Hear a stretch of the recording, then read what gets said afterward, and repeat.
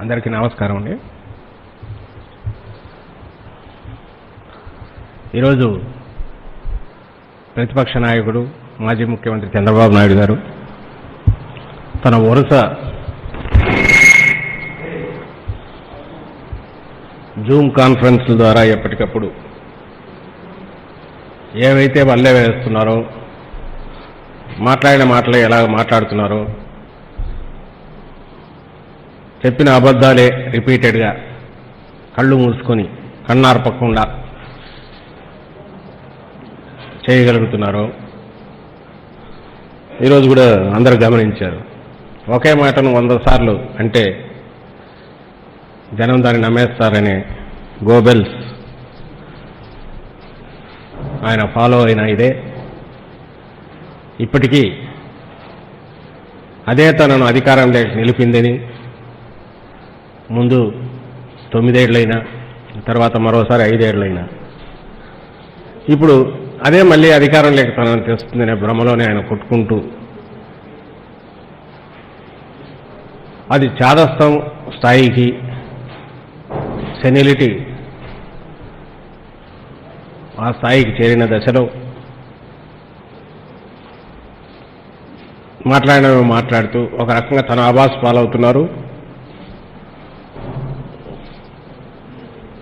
At the same time ఒక confusion create చేసే ప్రయత్నం కూడా చేస్తున్నారు. ఇప్పుడు సంవత్సరమైంది మన ప్రభుత్వం వచ్చి. జగన్మోహన్ రెడ్డి గారు 5 ఏళ్ల అంతకుముందు పార్టీ పెట్టబడినప్పటి నుంచి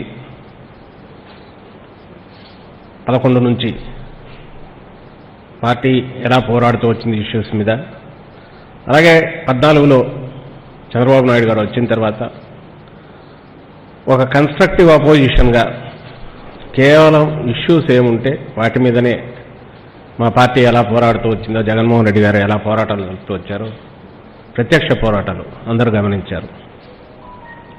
దాని ఫలితమే ఆయన నిబద్ధత కలిగిన నాయకుడని జగన్మోహన్ రెడ్డి గారు, విశ్వసనీయత కలిగిన నాయకుడని, అబద్ధాలు చెప్పరని, తాను చెప్పిన మాట మీద ఖచ్చితంగా నిలబడతారు, ఇది చెయ్యలేను అంటే దాని జోలికి పోరని, ఇవన్నీ జనం విశ్వసించారు. కాబట్టే చంద్రబాబు నాయుడు గారిని చీకొట్టి ఆ పార్టీని పూర్తిగా మట్టిలో కలిపి అత్యధిక మెజారిటీ 175 సీట్లలో 151 సీట్లు మాకు కట్టబెట్టి జగన్మోహన్ రెడ్డి గారిని ముఖ్యమంత్రిగా చేశారు. ఇది గతం హిస్టరీ 10 ఏళ్ల క్రితంది అయితే మర్చిపోయామనుకోవచ్చు. కరెక్ట్ సంవత్సరం, ఏడాది క్రితం అంటే అప్పట్లో 15 ఏళ్ళు, 13 ఏళ్ళు లేదా 10 ఏళ్ళు ఉన్న పిల్లలు ఇప్పటికీ 16 ఏళ్ళు, 14 నుంచి అంటే 16 ఏళ్ళు, 17 ఏళ్ళు వచ్చిండొచ్చు. ఎవరెవరైతే అప్పుడు ఇంజనీరింగ్ చదువు, ఫీజు రీయింబర్స్మెంట్, ఎవరెవరైతే అప్పుడు గుండె సర్జరీలు చిన్న చిన్న పిల్లల దగ్గర నుంచి, తల్లుల దగ్గర నుంచి, వాళ్ళంతా చాలామంది 80-90% ఇప్పటికీ జీవించే ఉంటారు. ఓ తరం ఏమైపోలేదు. ఆయన వెళ్ళి మేము వచ్చి సంవత్సరమే అయింది. మరీ ఆంధ్రప్రదేశ్ రాష్ట్రంలో ఈ 5 కోట్ల పైచీలకు జనాభా మొత్తం ఏడాది క్రితం జరిగినవి మర్చిపోయేంత అజ్ఞానులని, మతిమరుపున్నోళ్ళని ఆయన నమ్మకం చూస్తుంటే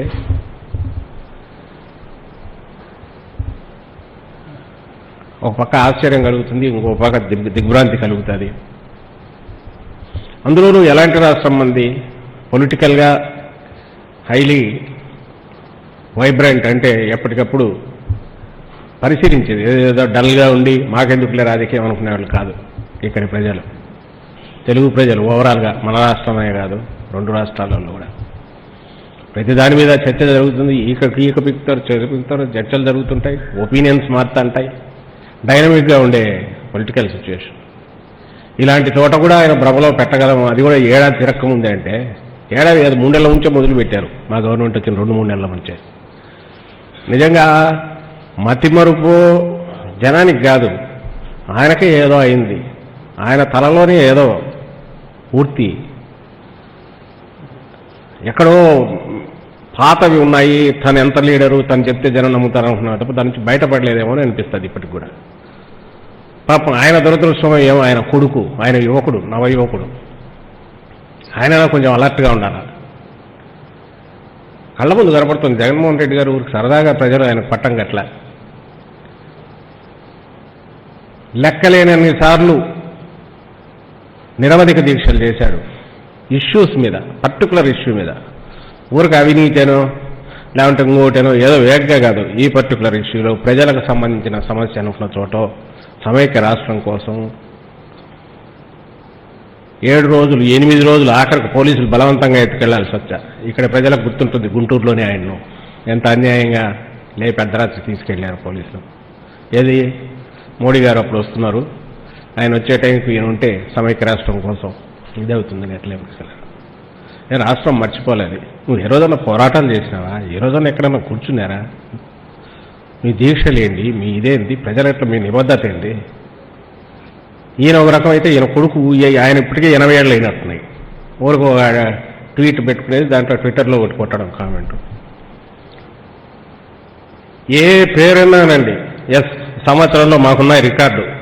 మొన్న ఎవరో ఒక ఛానల్, అదే వాళ్ళ గొట్టం ఛానల్, దాంట్లో వరుస పెట్టి చదువుతున్నారు, వైఎస్ఆర్ ఇది, వైఎస్ఆర్ ఇది, వైఎస్ఆర్ ఇది, వైఎస్ఆర్ ఇది. నిజం పెట్టాం, గర్వంగా పెట్టుకున్నాం.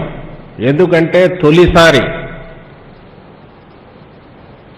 ప్రజల పక్షాన నిలబడడం అంటే, ప్రజల గురించి ఆలోచించే నాయకుడు అంటే ఎట్లుంటాడు, అలాంటి నాయకుడు ఉంటే పాలన ఎలా ఉంటుంది, ప్రజలకు ఎలాంటి రక్షణ దొరుకుతుంది, ఎలాంటి భద్రత దొరుకుతుంది అని చూపించిన నాయకుడు రాజశేఖర రెడ్డి గారు.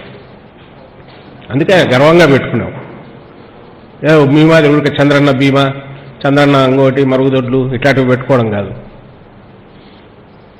ఖచ్చితంగా ఆయన పేరు అనేది ఒక ప్రజల్నే ఉత్తేజితం చేస్తుంది.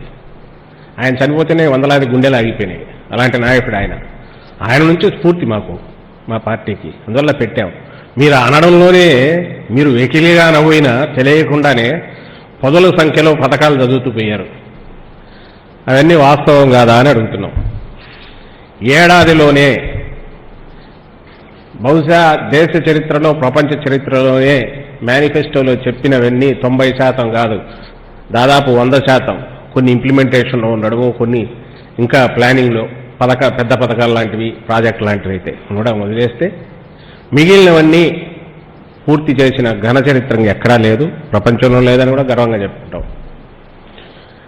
ఆ పథకాలన్నీ చదవడానికి నోరు గుక్క తిరగలే యాంకర్ ఎవరు అతనికి, మాట్లాడే అతనికి. పథకం పేరు చెప్తే కళ్ళు మూసుకునేది అవినీతి, పథకం పేరు చెప్తే కళ్ళు చూసుకునే అవినీతి. ఏదైతే వాళ్ళు అవినీతి ఇంతకుముందు చేశారో, కేవలం అవినీతి కోసమే పథకాలు ఎట్లా పెట్టారో, అవినీతికి అవకాశం లేని కాదు, ఏ అవకాశం ఉన్నా లేకపోయినా ప్రతి దాంట్లో నుంచి పిండినారో, పిండి ఒక్క అసెట్ క్రియేట్ కాకుండా, ఒక్క ఆస్తి క్రియేట్ కాకుండా, ఉత్పాదకత పెరగకుండా, ప్రజల జీవన స్థాయి మెరుగుపడకుండా, పోతూ 5 ఏళ్లలో 2014లో 90,000 కోట్ల ఉన్న అప్పును 2,54,000 కోట్లు, ఇంకొంచెం కలిపి 2,60,000 కోట్లు అనుకోవచ్చు అప్పు పెట్టి, ఇది కాక 60,000 కోట్ల రూపాయల పెండింగ్ బిల్లులు, అంటే 40,000 కోట్లు పెండింగ్ బిల్లులు, ఒక 20,000 కోట్ల దాకా పవర్ కరెంటుకు సంబంధించిన డిస్కమ్లకు ఇవ్వాల్సింది, మొత్తం 60,000 కోట్లు. అవి జగన్మోహన్ రెడ్డి గారికి వారసత్వంగా అప్పచెప్పి ఈ పెద్ద ఆయన రిటైర్ అయి పక్కకు పోయినారు. అది మీ చరిత్ర.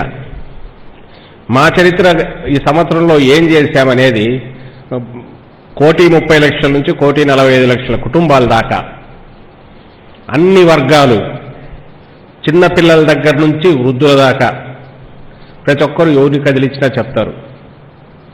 గర్వంగా చెప్తాం. ఒక్క రైతు భరోసాలోనే 13 నెలల్లో 10,200 10,400 కోట్లు మేము పే చేశాం. మీ మొహానికి అదేది మీ రుణమాఫీ, మీరు గొప్పగా చెప్పుకొని 2014లో వచ్చిన రుణమాఫీ, మీ మొత్తం 5 ఏళ్లలో చచ్చి చెడి 15,000 కోట్లు మీరు పే చేసింది. 87,000 కోట్లు పే చేయాల్సిన రుణమాఫీ బంగారంతో సహా మీ ఇంటికి వస్తుంది అమ్మ అని అందరినీ ఊరించి ఓటేయించుకుని మోసం చేసి 5 ఏళ్లలో మీరు పే చేసింది 15,000 కోట్లు. మా నాయకుడు ముఖ్యమంత్రి జగన్మోహన్ రెడ్డి గారు తొలి సంవత్సరంలోనే 13 నెలల్లోనే 10,200 కోట్లు పే చేశారు. ఇంకా చెప్తాం, కోవిడ్ ప్రపంచం అంతా కునారిల్లిపోయింది, ఆర్థిక వ్యవస్థలన్నీ మొత్తం ఇదైపోయాయి. దేశం ఎట్లుందో అందరం చూస్తున్నాం. కేంద్రం ప్రకటించిన లక్షల కోట్లలో కూడా చాలా వరకు డైరెక్ట్ క్యాష్ ట్రాన్స్ఫర్లు లేవు. గర్వంగా చెప్తాం, జగన్మోహన్ రెడ్డి గారు కోవిడ్ వచ్చిన సందర్భంలో గత 4-5 నెలల్లోనే 28,000 కోట్ల పైగా direct money transfer under different schemes ప్రజల చేతికి అందించారు, తల్లుల చేతికి అందించారు, కుటుంబాల చేతికి అందించింది 28,000 కోట్లు. మీరు ఎప్పుడన్నా కలగనగలరా? పోనీ అది అవాస్తవమా? నువ్వు అది చెప్పు. ఎక్కడిచ్చినారు అబ్బాయి 20 అంత లేదు అని చెప్పు. నువ్వు దాన్ని కాదనలేవుగా. 28,000 crores బహుశా దేశ చరిత్రలో ఇంతవరకు లేదు. నిన్నటికి నిన్న my 108 latest brand, state of the art international స్టాండర్డ్స్లో లేటెస్ట్ ఎక్విప్మెంట్ పిల్లలు తల్లులు డెలివరీతో సహా వెంటిలేటర్ సౌకర్యంతో సహా ఎమర్జెన్సీలన్నింటినీ ధీటుగా తట్టుకుని ఒక డాక్టర్తో సహా పెట్టడానికి it is not just vehicle కొని పంపట్ల, దానికి అవసరమైన రిక్వైర్మెంట్స్ అని పెట్టి పిహెచ్సిల దగ్గర నుంచి కింద డోర్ వరకు సర్వీస్ డాక్టర్ వెళ్ళేటట్టు, మెడిసిన్ అనే కాదు వైద్య సహాయం అనే కాదు వైద్యులు కూడా అక్కడ ఉండేటట్టు ప్లాన్ చేసి మేము పెడితే అప్రిషియేట్ చేయడం అనేది వీ కాంట్ ఎక్స్పెక్ట్. తప్పు కూడా లేదు, ఎందుకంటే అపోజిషన్లో ఉన్న వాళ్ళు ఖచ్చితంగా క్రిటికల్గా చూడాల్సిందే, కాదన్నాం. అసలు వీఆర్ ఇన్ డెమోక్రసీ, బ్రహ్మాండంగా చేశారని వాళ్ళు అంటారని ఎట్లా ఎక్స్పెక్ట్ చేస్తాం. కానీ దాంట్లో దేని గురించి నువ్వు మాట్లాడుతున్నావు? దాని మొత్తం వాల్యూ ఎంత? 300 కోట్ల అవినీతి ఏంది? వాళ్ళ పత్రికల్లో అదేదో హెడ్డింగ్ అవినీతి వచ్చి నడిచిపోతుంది అన్నట్టు. అసలు ఎంత ఎక్స్ట్రా పే చేస్తున్నారు? శాలరీస్ అప్పుడెంత ఉన్నాయి, ఇప్పుడెంత పే చేయాల్సి వస్తుంది? దాంట్లో పార్టిసిపేషన్ ఓపెన్ టెండర్లో వాళ్ళు తెచ్చుకుంటే అది కూడా ఏమి చిన్న కంపెనీ కాదు. సేమ్ వీళ్ళే అప్పట్లో కూడా రాజశేఖర రెడ్డి గారు, నాకు గుర్తు, ఇప్పుడు ఈ కేసులు ఏవైతే జగన్మోహన్ రెడ్డి గారు మీద పెట్టిన ఫాల్స్ కేసులు, అప్పట్లో రాజశేఖర రెడ్డి గారు ఇదే అరబిందో హెటరో వాళ్ళ ల్యాండ్స్ ఎక్కడో వైజాగ్ కావాలా, మేము అక్కడికి వెళ్తామంటే ఆయన అండర్ డెవలప్డ్, అప్పుడు కంబైన్డ్ స్టేట్ కాబట్టి జడ్చర్ల దగ్గర తీసుకోండి అంటే అక్కడ వాళ్ళు యాంకర్ యూనిట్లు పెట్టుకుని, యాంకర్ యూనిట్లు అంటే వాళ్ళే రోడ్లు వేసుకుని మొత్తం చేసినందుకు దానికి డెవలప్డ్ ప్లాట్కి మధ్య డిఫరెన్స్ కనబడితే అది మొత్తం లెక్కే సిబిఐ కేసులు. అదంతా బెనిఫిట్ ఎంతో 5 కోట్లు 10 కోట్లు అయితే దానికి 40 కోట్లు పెట్టుబడి పెట్టారు అని అది ఒక పెద్ద తప్పుడు కేసు. ఈ అంతర్జాతీయ స్థాయి కంపెనీల మీద అప్పటికి ఎవరు బంధుత్వాలు లేవు, ఏం లేవు. అంటే ఏదో ఒకటి దారిన పోయేది, మోకాలకు బట్టతలకు మూడేయడం, ఇక్కడ ఉండేది తీసుకొచ్చి ఇక్కడ ఉండేది తీసుకొచ్చి అల్టిమేట్గా వచ్చి ఇక్కడ ఏదో జరిగింది అన్నాక వాళ్ళ సాగు వాళ్ళు వస్తారు, కొట్టుకుంటారు, వరద చూసుకుంటారు అనేది దృక్పథం. దాంతో ఇప్పటి కూడా వ్యవహరిస్తున్నారు అనడానికి అదే. పైగా ఆయన ఈరోజు అంటారు మా దగ్గర లేవా 1800 అంబులెన్స్లని. అసలు ఎట్లా కలుగుతున్నారు అర్థం కావట్లా. వీఆర్ అడ్రసింగ్ పబ్లిక్, డైరెక్ట్ మాట్లాడుతున్నారు. ఎంత అప్పుడు అగటాట్లు పడినారో ప్రజలకు తెలుసు, శాలరీస్ అసలు ఇవ్వకుండా ఎంత వేధించారో ఉద్యోగులకు తెలుసు.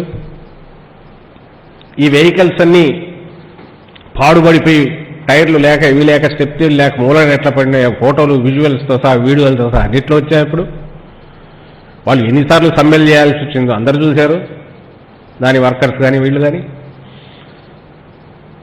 ప్రజల హాహాకారాలు అందరూ విన్నారు.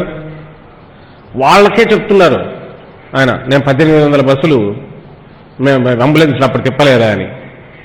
ఏం అకౌంటబిలిటీ లేదు, ఏమీ లేదు, దానికి ఇంకా లెక్క లేదు. 18,000 కూడా చెప్పొచ్చు ఆయన. నిజంగా 1800 ఉంటే ఎక్కడ ఆడిట్ చేయాలి, చేసి తీస్తాం.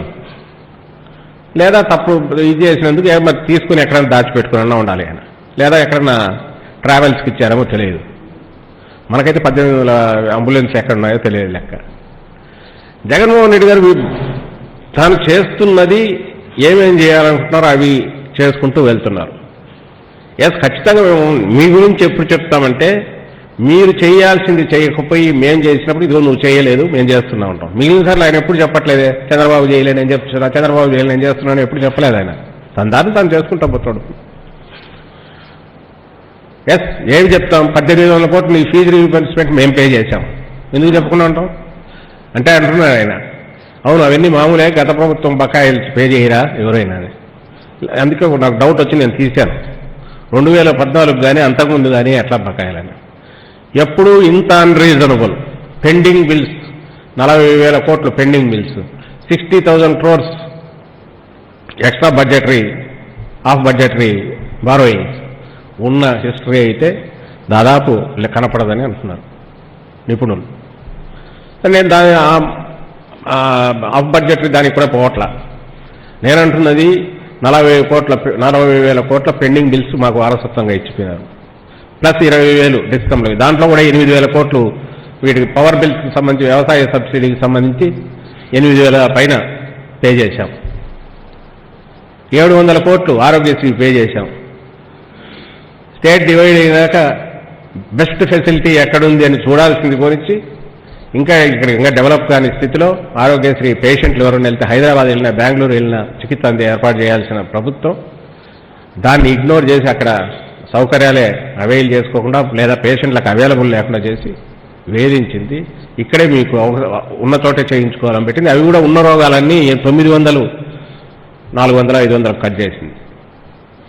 అలాంటి మేము వచ్చినాక జగన్మోహన్ రెడ్డి గారు 2,000 వరకు వాటి పెంచి 5 లక్షల లిమిట్ అంటే నెలకు 40,000 పైగా వరకు ఆదాయం ఉండే వాళ్ళు కూడా అప్లై చేసి 1,000 రూపాయలు పైబడిన సర్వీసులని దీని కిందికి తీసుకొచ్చి మళ్ళీ పోస్ట్ సర్జికల్ కానీ లేదా ఆసుపత్రిలో తర్వాత ఉండాల్సి వచ్చిన ఇంటికి పోయినా కేర్ తీసుకోవడానికి మళ్ళీ అమౌంట్ ఇచ్చి, ఇవన్నీ వాస్తవం కాదా?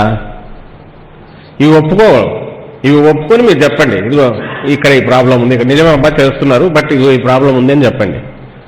లేదు ఇట్లా ఇవ్వడం తప్పు అని చెప్పండి, దట్స్ ఎ డిఫరెంట్ ఇష్యూ. కానీ ఇవన్నీ లక్షలాది కుటుంబాలకు అందుతున్నాయి. వాళ్ళను కూడా మీరు భ్రమలో పెట్టాలనుకుంటుంది ఏమనాలి. ఇంకొకటి క్లాసిక్ ఇది చెప్తాను. ఈరోజు ఆయన అన్నది రంగుల కంట వార్డు విలేజ్ సెక్రటేరియట్స్కి రంగులు వేసిన దాని మీద 1,300 కోట్లు ఖర్చు పెట్టారని. అంటే సరిగ్గా ఆయన హయాంలో ఎట్లయితే ఒక్కొక్కటి ఇన్ఫ్లేట్ చేసి ప్రజలకు ఇవ్వాల్సిందేమో డిఫ్లేట్ చేసి, ప్రజలకు ఇవ్వాల్సిందేమో రూపాయి ఇవ్వాల్సిన చోట 5 పైసలో పైసానో ఇచ్చి, ఈయన బాది అవినీతికి సైఫన్ చేయగలిసిన చోట రూపాయలు 100 రూపాయలకు పెంచి ఎట్లయితే ఖర్చులు చూపి స్వాహా చేశారు అనడానికి ఇది ఇంకా మర్చిపోలేదనడానికి ఇది ఉదాహరణ అనిపిస్తుంది నాకు. 1,300 కోట్లు అంటే ఒక్కొక్క విలేజ్ సెక్రటేరియట్కు 13 లక్షలు అయినట్టు. వాస్తవానికి మేము మా ప్రభుత్వం ఇచ్చేసింది 30,000 రూపాయలు అంటే 30 కోట్లు, 35 కోట్ల మధ్య ఏమైనా కొన్ని వాటి విలేజ్ సెక్రటరీ. ఇది రియాలిటీ. ఆర్టీఐ కిందైనా ఎవరైనా తెచ్చుకోవచ్చు. దాన్ని 1,300 కోట్లు అంటే అది అడాసిటీ, దాని ఆ అఘాయిత్య గోల అది ఎక్కడ దొరుకుతుందో మనకు అర్థం కాదు. కానీ అంటే 13 లక్షలు. ఇది ఈ టీడీపీ ఆ పార్టీ అధికారంలో ఉన్నప్పుడు చేసిన దోపిడీ ఎట్లా జరిగిందో అదే ఇప్పుడు కూడా ఉంటుందనే ఉద్దేశంతో చేస్తున్న ఆరోపణలో ఇది ఒకటే మేము భావిస్తున్నాం. ఎందుకంటే ఆ రోజు వాళ్ళు చేశారు. మీకు గుర్తు లేదా? పోలవరం ట్రిప్పులు కోట్లు 60 కోట్లు బస్సులు తిప్పి 60 కోట్లు 70 కోట్లు ఎన్ని రిలీజ్ చేశారు? ధర్మ దీక్ష ధర్మ పోరాట దీక్ష దానికని ఎన్ని కోట్లు రిలీజ్ చేశారు? రూపాయి ఖర్చు అయ్యేది 100 రూపాయలు. అవన్నీ మేము తీసుకుంటూ పోతే మా అభివృద్ధి కార్యక్రమాల గురించి ప్రచారం చేసుకోలేము. అవి జరుగుతాయి. అందులో బాగానే అచ్చెన్నాయుడు గారు ఈరోజు వచ్చినా ఎక్కడ మీకు చేతగాల మా అవినీతి ఎక్కడ పట్టుకున్నారు, మీకు సత్తా ఉంటే అరెస్ట్ చేయండి అన్నారు. ఇక్కడ ఉందని తీసుకొస్తే అచ్చెన్నాయుడు గారు అవినీతి చేశారా, అవినీతి చేయలేదా, మీ వైపు నుంచి ఏదైనా వర్షం కోర్టులో వారించుకోవడం ఇంకోటి చేయాల్సింది పోనిచ్చి ఆయన వెంటిలేటర్ మీద ఉండి ఏదో చాలా ఇదైపోతున్న ఒక పేషెంట్ తెచ్చినట్టు దాని గురించి ఎక్కడ ప్రపంచంలో లేని వ్యాధి ఏదో ఆయన సఫర్ అవుతున్నట్టు చేసి ఆగింతం చూస్తుంటే ఇది విచిత్రం స్టేజ్ దాటిపోతుంది. పిల్లల ఆట కంటే కూడా మించిపోతుంది. దానికి బీసీకి సంబంధం ఏమిటి బ్యాక్వర్డ్ క్యాస్ట్కు? పోనీ ఆయన ఆసుపత్రిలో 14 రోజులు 2 వారాలు నిజంగా కక్ష సాధింపు నాయకత్వమే అయితే, సీఎం గారి ఆలోచన ఉంటే 2 వారాలు ఎవరైనా హాస్పిటల్లో ఉంచుతారా? కమిటీ వేశాం, ఆ కమిటీ పోయింది, చూసింది వైద్యుల కమిటీ అనేది కోర్టు కమిటీ. ఇంకా కోర్టు చూసుకుంటుంది. తెచ్చుకోవద్దని ఎవరన్నారు? ఆయన బెయిల్ తెచ్చుకోవద్దని ఎవరన్నారు? పోవద్దని ఎవరన్నారు? కానీ ఆయన అరెస్ట్ చేసింది అది అక్రమమో సక్రమమో అనేది నువ్వెవరు నేనెవరు తేల్చడానికి? మీరే అన్నారు. మీకు నిజంగా ఏదన్నా ఉంటే కేసులు పెట్టండి, లేదా ఇంకోటి చేయండి, విచారణ చేయండి, జరిపించండి, మేము రెడీగా ఉన్నామన్నారు. ఆ ప్రాసెస్ చేస్తే ఆయన జేసీ దివాకర్ రెడ్డి గారి తమ్ముడు, ఆయన జేసీ ప్రభాకర్ రెడ్డి గారు ఆ ప్రాసెస్లో అరెస్ట్ చేస్తే, అరే అందులో కేసు ఉందో లేదో దాని గురించి మాట్లాడండి. అంతేగాని దాన్ని తీసుకొచ్చేసి అన్యాయం, అక్రమ కేసులు పెడుతున్నారు, ఇది చేస్తున్నారు, టీడీపీ వాళ్ళందరినీ హెరాస్ చేస్తున్నారు, వేధిస్తున్నారంటే వేధింపులు ఎట్లుంటాయి మేము చెప్తాం. ఈరోజు ముఖ్యమంత్రి గారికి మా అధ్యక్షుడు అప్పట్లో ప్రతిపక్ష నాయకుడు మీలాగా 20 మంది కాదు 67 మంది ఉన్న పెద్ద ప్రతిపక్షం. మీరు గెలిచింది 1.5% ఓట్లతోనే, లీడ్తోనే మీరు గెలిచింది. ఆయన వైజాగ్ ఎయిర్పోర్ట్లో ఎట్లా చేశారో అది వేధింపులంటే. దిగిన వాడిని బయటికి రాకుండా ఆపినారు చూడండి, అది వేధింపులు. ఏమైనా టెర్రరిస్ట్ ఆర్గనైజేషన్ ఆపినారా? ఆయన మీద దాడి జరిగినప్పుడు పైశాచికానందం అంటే అది ఇమ్మీడియట్ డీజీపీని పంపించి మాట్లాడించారు చూసి అభిమాని పొడిచాడని, లేదా పొడిపించుకున్నాడు పాపులారిటీ కోసం దీనికోసం అని చెప్పి, అది పైశాచికానందం అంటే. వేధింపులంటే గుంటూరు జిల్లాలో మా నాయకుడు టీజీవి కృష్ణారెడ్డి, 70-80 ఏళ్ళు, ఆయన 70 ఏళ్ళు అనుకుంటాను, ఆయన ఎవరి మీద లైంగిక అత్యాచారం కేసు పెట్టించారు. అది వేధింపులంటే. రోజమ్మను తీసుకెళ్ళి ఎక్కడ తిప్పుతున్నారో తిప్పుకున్న నర్సరావుపేట అదంతా అటువైపు ఎక్కడో పోయి చేశారు, అది వేధింపులంటే. చెవిరెడ్డి భాస్కర్ రెడ్డిని వేసి విపరీతంగా వేధించి కుమ్మి రాత్రి అంతా తిప్పినారు చూడు వెహికల్ వేసుకొని, అది వేధింపులంటే. ఎక్కడ జరిగింది అది మీకు అన్యాయం? అవి కేసులు, తప్పుడు కేసులు అంటే. ఏ 100, 1000 మాకు లిస్టు చేయాలన్నా కూడా మా చేత కాలే. అప్పటికి ప్రిపేర్ అయినాం, మీలాగా బ్యాన్ ఏడలే. ప్లస్ మేము ఎక్కడ పెట్టట్లేదే. నిజంగా అట్లే ఉంటే అచ్చెన్నాయుడు గారు 15 రోజులు ఎట్లుంటాడు ఆసుపత్రిలో?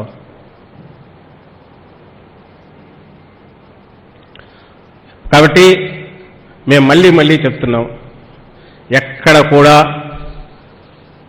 జగన్మోహన్ రెడ్డి గారి పాలనలో transparency that is the top priority. పైగా ఎక్కడ లేనట్టుగా ఏ ప్రభుత్వము, ఏ రూలర్ పాలకుడు కూడా ముందుకు రానట్టుగా ఆయన తానంతట తాను మళ్ళీ చెప్తున్నా, స్వచ్ఛందంగా ఆడిట్కు కింది లెవెల్లో శాచురేషన్ బేసిస్ మీద ఆడిట్కు ప్రిపేర్ అయ్యి వెళ్తున్నారు. ఆల్మోస్ట్ అర్హత లేని వాళ్లకు ఎలాగే అర్హతల ముందు లిబరలైజ్ చేయడంతో పాటు పేదల్లో చిన్న వాటిని తీసేసి, చిన్న మరీ కండిషన్స్ వాటి కాదు, చాలా అనవసరమైన వ్యవస్థ వాటి తీయడంతో పాటు, లిబరలైజ్ చేయడంతో పాటు, ఆ అర్హతలు ఉన్న వాళ్ళు ఏడాది పొడవైనా ఎప్పుడైనా సరే రావచ్చు. పూర్వంలాగా ఈ పీరియడ్ అని కాకుండా పెళ్లిళ్ళు అయి డివైడ్ అయితే ఫ్యామిలీ రేషన్ కార్డు కూడా తీసుకోవచ్చు. ఒకవేళ if you're eligible for site అయితే దానికి పోవచ్చు, దాని టైం ఎక్స్టెండ్ చేశాం. ఇంత ఇదిగా కింది వరకు పోవడం మాకు మేము సబ్స్క్రైబ్ చేసుకుంటున్నాం అంటే ఐ మీన్ దానికి వీఆర్ ఆన్సరబుల్ అని. శాచురేషన్ ప్లస్ ఆడిట్కి ప్రిపేర్గా ఉండండి, ఈ రెండు ఆయన చెప్పేది. ట్రాన్స్పరెన్సీ, దీని నుంచే ట్రాన్స్పరెన్సీ వచ్చేది. ఎవరూ చేయరు. అందులో మీరు మొన్నటి వరకు ఎంజాయ్ చేసిన పవర్ చూశాక జన్మభూమి కమిటీల పేరుతో మీరు చేసిన ఘోరాలు, అన్యాయాలు ఇవన్నీ చూసిన తర్వాత అట్లే ఉంటారని అందరూ అనుకుంటే అట్లా కాదు, ఇది ఇట్లా ఉండొచ్చుని ఒక పెద్ద రిలీఫ్ ఇచ్చాడు. అది ప్రజలు ఎంజాయ్ చేస్తున్నారు. నేను ఇంతకుముందు చెప్పడం మర్చిపోయాను, రంగుల గురించి వస్తే దాని గురించి కూడా చెప్పాలి. ఎగతాళి చేసే గుర్తున్నారు కదా, మేము రంగులు వేసామని. మా రంగులు 3 రంగులు వేసుకున్నాం, కానీ ఆ రంగులతో ఏదో వస్తుందని కాదు. రంగులు ఏవైనా వేయాలి, ప్లెజెంట్గా ఉంటాయి. మేము ఎందుకంటే మాది రీసెంట్గా 2011లో పుట్టిన పార్టీ. అప్పుడు ఒక సింబాలిక్గా దానికి ఒక శాంక్టిటీ ఉన్న రంగులు సెలెక్ట్ చేసుకున్నాం. జెండా రంగులని కూడా వేయలేదు, వాటి నుంచి వాళ్ళు లాగాలని చూస్తున్నారు. సరే, అది పక్కకు తోస్తే మీరు ఆ ఎల్లో పులిమింది మీకు అసలు ఏడాది క్రితం వరకు మీరే ఉన్నారు కదా, అన్న క్యాంటీన్ నుంచి ఆ సులభ్ మరుగుదొడ్ల వరకు ఒకే రంగు వేసినారే, మళ్ళీ పైగా మరుగుదొడ్లకు ఎల్లో రంగు వేసి దానికి ఆయన చంద్రబాబు నాయుడు గారి బొమ్మ పెట్టి, ఇంక అంతకంటే సిగ్గులేని తరం ఏమన్నా ఉంటుందా? జోకులు కూడా వచ్చినాయి అప్పుడు, అన్న క్యాంటీన్ అనుకుని మరుగుదొడ్లు వెళ్ళిపోయినారు కొందరని. అంతగా మీ పాలన నడిచింది. కరెంటు పోల్స్కి వేసినారు, బెంచీలకు వేసినారు. మరి ఈరోజు ఆయన మొహాలకు అంటున్నాడు, శ్మశానంలో వాటికేసినారు. ఏది వదిలినారు? మీ మొహాలకు వేసుకొని మీరు తిరిగినారు, నేను తిరగలే. ఆ రోజు మీరు ఆ రోజు కోర్టు కేసు అన్ని తెచ్చుకోండి, వేశారో మాకు గుర్తులేదు. ఇట్లా చిల్లర వీటి మీద జగన్మోహన్ రెడ్డి గారు కానీ మేము కానీ పోదలుచుకోలే. దీనితో ఏదో కొంపలు అంటుకుపోతాయి ఇదని మేము అనుకోవట్లా. కలర్స్ ఉండేది 7 ఏ రంగులో వేస్తే కావచ్చు. జనం తిరస్కరిస్తే తిరస్కరిస్తారు, జనం చూస్తారు. మా పాలన ఎట్టుందో అది చూడు. మీకు చేతనైతే ఈ రోజుకైనా మీకు మళ్ళీ లైఫ్ రావాలనే కోరిక ఉంటే ఓ సలహా అయితే ఇస్తాం. This is not the way. మీరు వ్యవహరిస్తున్న తీరుతో ఇంకా 100 జన్మలెత్తిన ఇట్లే వ్యవహార శైలి అయితే పాపం ఆయన రామారావు గారు మళ్ళీ వచ్చి ఆయన ముందు పెట్టుకున్నా. ఆయన ఇట్లెప్పుడు చేయలే. మీరు మీ కొడుకు అందరు ఏకమైన ఏం చేయలేరు. 23 2 అవుతాయి, ఆ తర్వాత 0 అవుతాయి. ఏదో దాన్ని ఏమంటారు, ఈరోజు వచ్చి రేపు వెళ్ళిపోతుంటారు. అలాంటి ఒక పార్టీ అనుకుంటారు. ఎప్పుడో ఒకప్పుడు బాగా బతికిందంటే ఈ పార్టీ ఎన్టీ రామారావు గారిని పెట్టారు. ఆ తర్వాత 10 ఏళ్ళు బాగుంది. మళ్ళీ ఒకరు వచ్చినాడు, ఆయనకు కలిసి వచ్చి ఎక్కడో సుడి ఉండి ఏదో రెండోసారి కూడా మళ్ళీ వచ్చాడు. ఇంకా దెబ్బకు అయిపోయింది, క్లోజ్ అయింది అని ప్రజలు అనుకుంటారు హిస్టరీ వెనక్కు తిరిగి చూసుకుంటే. కానీ హిస్టారికల్గా రోల్ ఉంది మీకు ఇప్పటికీ. నిజంగా చేయాలంటే కన్స్ట్రక్టివ్ క్రిటిసిజం రండి. ఎందుకంటే డెమోక్రసీలో మెయిన్ రూలింగ్ అధికారంలో ఉన్న వాళ్ళతో ప్రతిపక్షం రోల్ ఉంది. అది 10 మంది 20 మంది ఎంతమంది అన్నారు. నిజంగా స్కీములు జరుగుతున్నాయి, అందుతుందా లేదా? జగన్మోహన్ రెడ్డి గారు ఈరోజు అడుగుతున్నారు. మేము శాచురేషన్ పెట్టాము, అర్హత పెట్టాము, బోర్డు పెట్టి విలేజ్ సెక్రటరియట్లో పెట్టాక నువ్వు అర్హతల్లో తప్పు పెట్టింటే అడుగు, అయ్యా ఇది ఎక్కువ కొంచెం మరీ స్ట్రింజెంట్గా ఉంది, దీన్ని తగ్గించను, లేదా ఇది ఇక్కడ లూజ్గా పెట్టే టైట్ చేయను, సోషల్ ఆడిట్లో వీళ్ళకి అనర్హులకు వస్తుందని చూపించు, ఇంకోటి చేయి, మీ కింద ఉండే కార్యకర్తలకు అది చెప్పు, రిజాల్వ్ చేయించుకోండి. అక్కడ గవర్నమెంట్లో ఉన్నందుకు మాకు వచ్చిన అవకాశాన్ని గవర్నమెంట్ ఎట్లుండాలనో అట్లా జగన్మోహన్ రెడ్డి గారు చేస్తున్నారు. మీలాగా రాజకీయ పార్టీ 100 ఏళ్ళు ఉండడానికి మీరేమనుకుంటున్నారు? పార్టీని పటిష్టం, పార్టీని గవర్నమెంట్లో ఫండ్స్ను ప్రజల సొమ్మును వాడుకొని పార్టీని ఉంచుకుంటే మేము పటిష్టంగా ఉంటామని మీరు అనుకున్నారు, పోయినారు పట్టి కొట్టుకొని. జగన్మోహన్ రెడ్డి గారు అట్లా అనుకోవట్లా. ఆయన గవర్నమెంట్లో మేము కస్టోడియన్ మాత్రమే, ధర్మకర్తను, దీన్ని ఒక కస్టోడియన్ ఎట్లా చేయాలనో అట్లా చేస్తాను, వచ్చిన అవకాశాన్ని సద్వినియోగం చేసుకుని సంక్షేమాన్ని అభివృద్ధిని అన్నిటినీ బ్రహ్మాండంగా చేసి స్టేట్ ముందుకు ఎట్లా చేసుకుపోవాలనే నేను ప్రయత్నం చేస్తాను. ఆ తర్వాత పార్టీకి తీర్పు అనేది అది పొలిటికల్, జనం ఎట్లా చూస్తారో చూడండి అని ఈయన అనుకున్నారు.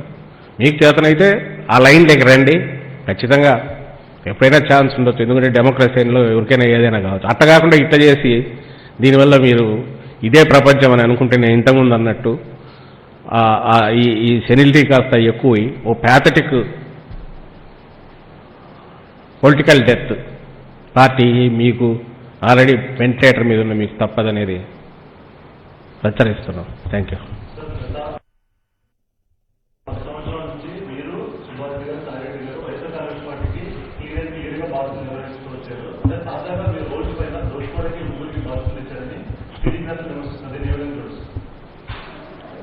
నేను ఇంతకుముందు ఒక 2 ఇంటర్వ్యూలు చెప్పాను, మళ్ళీ చెప్తున్నాము. మాకు సంబంధించినంత వరకు మా పార్టీ పుట్టుక దగ్గర నుంచి కూడా ఇదేదో ఒక స్కీమ్ ప్రకారం పుట్టిన పార్టీ కాదు.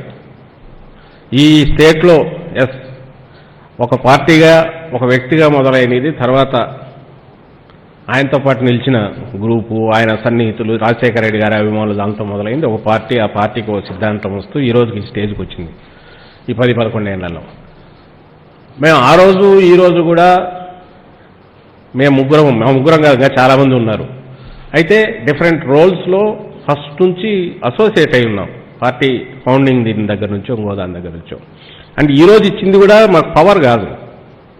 ముఖ్యమంత్రి గారు ఆయన కంటిన్యూస్ బిజీగా తన షెడ్యూల్లో ఉన్నందువల్ల తనకు ఇన్ఫర్మేషన్ ఇన్పుట్స్ ఎప్పటికప్పుడు రావడానికి పార్టీ దీని నుంచి కూడా మూడు ఏరియా చూసుకోమన్నారు. ఇది ఇంతకుముందు కూడా చేస్తున్నదే. మాది ఒకటి సోర్స్ అని కాదు, ఆయన అన్ని సోర్సుల నుంచి తీసుకుంటున్నారు. అయితే పార్టీకి ఒక 6 ఎందుకంటే వీఆర్ నోన్ 10 years 11 years నుంచి ఉన్నాం కాబట్టి ప్రతి కార్యకర్త గుర్తుపడతాడు, వాళ్ళ బాధలు చెప్పుకుంటారు, ఇబ్బందులు చెప్పుకుంటారు. ఇంతకుముందు లీడర్ ఎక్కువ డైరెక్ట్ జనంలో ఉండేవాళ్ళు, ఇప్పుడు కుదరట్లేదు అడ్మినిస్ట్రేషన్లో ఉన్నదానివల్ల. ఆ టైంలో ఆ గ్యాప్ లేకుండా 3 ఏరియాలు ఉంటే సరిపోతుంది అనుకున్నారు తప్ప దీంట్లో ప్రత్యేకమైన ఇది బాధ్యతలు అదే పవరు కిరీటం అనేది లేదు. అండ్ మా దగ్గర అట్లాంటివి ఉండవు కూడా. దీనికి వాళ్ళు ఎన్నెన్నా కలర్లు వేసుకునేవాడిని. ఇది ఆయన ఎవరు మన వాళ్ళ దగ్గర జరిగింది. లోకేష్ను పార్టీ జనరల్ సెక్రటరీ చేయడం ఇక్కడెక్కడ ఆయన ఫ్యామిలీలో జరగలే. అసలు జగన్మోహన్ రెడ్డి గారికి అలాంటి కిరీటాలు రాలే. ఆయన స్ట్రగుల్ చేసి ఫైట్ చేసి ఆయన దీంట్లో వచ్చాడు తప్ప ఎవరో పెట్టిన కిరీటం కాదు. కానీ అక్కడ జరిగింది. వాళ్ళ ఆన్సర్ ఇవ్వాల. ఏ బేసిస్ మీద లోకేష్ అనే వ్యక్తి కేవలం కొడుకు గాక ఆయనకున్న అర్హత లేనిది. అయినా సరే పార్టీలో జనరల్ సెక్రటరీ అన్నారు, నేషనల్ జనరల్ సెక్రటరీ అని పాపం భరించారు వాళ్ళంతా. ఏకంగా తెచ్చి మినిస్టర్గా కూడా పెట్టాడు. 2 పవర్ఫుల్ పోర్ట్ఫోలియోస్ ఇచ్చారు. ఆయన చేసి అంతా చేసి ఎమ్మెల్యేగా కూడా గెలవలేకపోయాడు. ఈ రోజుకు హీఈ్ సిట్టింగ్ దేర్ అంటే ఫ్యామిలీ ఇదేనే అనుకోవాలి. అయితే ఇక్కడ మాకు సంబంధించినంత వరకు అసలు బంధుత్వాలు ఇంకోటం అనేది ఆయనకుంటే సుబ్బారెడ్డి గారికి బాబాయ్ కావచ్చు, కానీ మేమిద్దరం అయితే అది కాదు. ఆయనతో ముందు నుంచి ఉండే వాళ్ళతో ఒక ఈజ్ ఆఫ్ డూయింగ్ వర్క్లో ఉన్నందువల్ల దాంట్లో వాడుకోవడం ఇన్పుట్స్ కోసం తప్ప వేరే ఇదేం లేదు. ఇది బాధ్యత మాత్రమే మాకు వచ్చిన ఎత్తారు.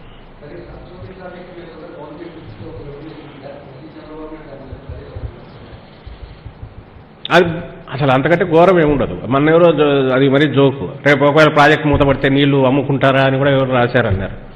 అసలు ఏ ప్లాంట్కైనా దేనికైనా ఈ వాటర్ ఇవ్వడానికి water life of the project, project ఉన్న లైఫ్ ఉంటుంది. రెండోది ఆ రోజు క్యాన్సిల్ చేయడం అనేది ద్రోహం. అది సొంత ల్యాండ్, అది కొనుక్కున్న ల్యాండు. దాని మీద అప్పుడు గవర్నమెంట్ పవర్ మిస్యూజ్ చేసి ఎట్లా చేశారు అందరం గమనించాం. ఆ రోజు అది క్యాన్సిల్ చేయడమే పెద్ద వైలేషన్ ఆఫ్ ఇది. అలాంటి దానికి వాళ్ళు ఎక్స్ప్లెనేషన్ ఇవ్వాలా. ఈరోజు రీఇన్స్టేట్ కావడం అనేది చాలా నార్మల్. సెంట్రల్ గవర్నమెంట్ దీని ప్రకారం 30 years 50 years చేశారు కాబట్టి చేయడంతో అన్నీ ఇదే అయింది. దానికి ఒకసారి వేశారు కాబట్టి బ్లీచింగ్ కూడా నాకు నవ్వు వస్తుంది. బ్లీచింగ్ అంతా ఇస్తే అది లక్షల్లో కూడా జరగలేదు. వాటెవర్ ఆ బిజినెస్ తీసుకుంటే దానికి బ్లీచింగ్ కుంభకోణం, బోఫోర్స్ కుంభకోణం అన్నట్టు బ్లీచింగ్ కుంభకోణం. నోరు రోజు 4 రోజులు ఒకే మాట్లాడడం, ఇవే రిపీట్ చేయడం, వరుస పెట్టి వాటిని కొట్టడం. ఇంకా వరుస పెడితే మనం రోజు వినాల్సి వస్తుంది. బ్లీచింగ్ కుంభకోణం, సరస్వతి కుంభకోణం. ఇదే అసలు సరస్వతి ఏందో తెలియదు, ఎందుకు కుంభకోణమో ఏం చెప్పరు. బ్లీచింగ్ ఎన్ని కోట్లు అనేది ఇప్పటికీ చెప్పలేకుండా ఉన్నారు. ఇక నేను ఇంతకుముందు అన్నదే ఆ రంగులది 1300 కోట్లు అన్నట్టు. ఇంకా వాళ్ళు మాట్లాడేవన్నీ నోరు తెరిస్తే అబద్ధాలు. ఆ అబద్ధాలకు వివరణ కట్టు చేసి ఇవ్వాల్సి రావడం అనేది నిజంగానే మాకు బాధాకరంగా ఉంది.